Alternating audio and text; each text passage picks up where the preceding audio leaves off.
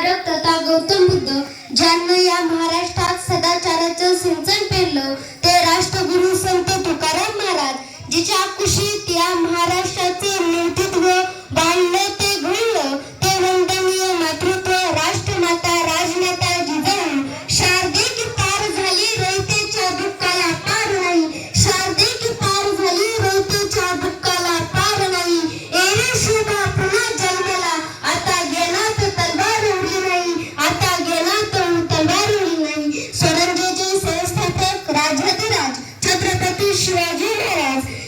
आदर्श पुत्र संभाजी महाराज आरक्षणाचे कैवारी छत्रपती राजश्री शाहू महाराज युवकांचे प्रेरणास्थान स्वामी विवेकानंद आणि सध्याच्या राजकारणात पाहिल्यावर असे म्हणावे लागेल काही नोटो केले मर गए काही ऑटो केले मर गए काही नोटो केले मर गए काही ऑटो केले मर गए होते भगत सिंह जिंदा तो सुखदेव से कहते साला हम भी कमीने केले मर गए हम भी कमीने केले मर गए त्यामुळे राजकारणी लोक म्हणून न बोललेले बरे एक समाज 12 लोगों से बनाई 4 अच्छे 4 सच्चे 4 लुच्चे या न कोई सच्चे सारे सब की सब लुच्चे म्हणून लक्षात घ्या शहीद भगत सिंग अज्ञानाचा अंधार मिटवत घराघरामध्ये मशाल पेटवणाऱ्या क्रांती ज्योती सावित्रीबाई फुले आणि क्रांती सूर्य ज्योतिबा फुले आदर्श राज्यकर्त्या अहिल्याबाई होळकर 1.5 दिवसाची शाळा शिकून रशियाच्या कानाकोपऱ्यामध्ये छत्रपती शिवाजी महाराज यांचा पोवाडा गाणारे साहित्य रत्न डॉक्टर बाबासाहेब आंबेडकर आणि हा भारत अखंड टिकून ठेवण्यासाठी मला इथे बोलण्याचा व तुम्हाला हा ऐकण्याचा अधिकार मिळवून देणारे डॉक्टर बाबासाहेब आंबेडकर फकीरांनी शतयुद्ध मांडली वेदीवरती रक्त सांडली त्या रक्ताच्या सितिजावर अरुण मंगलला शतकानंतर आज पाहिली पहिली रम्यपाठ आणि या रम्यपाठेचे वर्णन म्हणजे 15 ऑगस्ट या दिवसाची पाठ मित्रांनो 15 ऑगस्ट 1947 रोजी आपला भारत देश स्वतंत्र झाला आज भारताला स्वातंत्र्य होऊन 80 वर्ष झाली आहेत या 80 वर्षाच्या स्वातंत्र्याची आम्ही काय प्रगती केली आम्ही प्रगती केली की अधोगती मित्रांनो मी आज भारत कसा आहे व कसा